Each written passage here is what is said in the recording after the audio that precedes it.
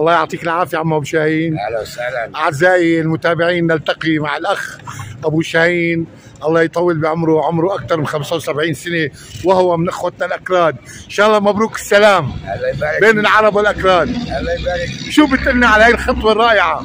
والله هذا كويس. نعم كويس كثير كويس، والله يديمنا فوق راسنا. نعم وكثير كويس. يعني حسيت بالفرح، واخواتنا الاكراد كمان فرحوا وانبسطوا في الشمال السوري. يعني انت شو بتحب تحكي لنا؟ احكي. حكوا بالشمال السوري. نعم. الله يخليه مزوم عبدي وسياده الرئيس اتفقوا مع بعض هالنار تفوق. إذا بتوجه الشكر لسيادة الرئيس أحمد الشرع أطال الله بعمره، ومظلوم عبدي كمان سيادة الرئيس. الله يعطيك العافية. كمان أنا بدون صوتي لصوتك.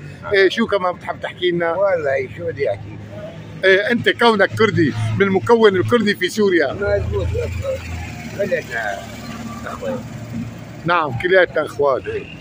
بس إذا تم ثابت. نعم. طيب إذا اللغة العربية ثقيلة عليك احكي بالكردي. معلش ما تطلع. دندك كرمان. لا ناقرون. إذا الأخ أبو شاهين من إخوتنا الأكراد من المكون السوري. قديش صار لك ساكن هون؟ صار شي 50 سنة. يعني أنت كمان بتحب تقول إنه نحن والعرب كلياتنا أخوة وعايشين مع بعض. بالتاريخ ما في شيء بينه وبين العرب. ومتصاهرين مع بعض. بينه وبين تركيا في، بينه وبين الفرس في. طيب تتمنى السلام مع تركيا؟ بتمنى بس مثل ما صار بسوريا. ما بيجي الطريق الحق. نعم. بحرب الحقيقة. نعم. 100 مليون كردي مشتت على الدنيا العالم كله، بصير هيك؟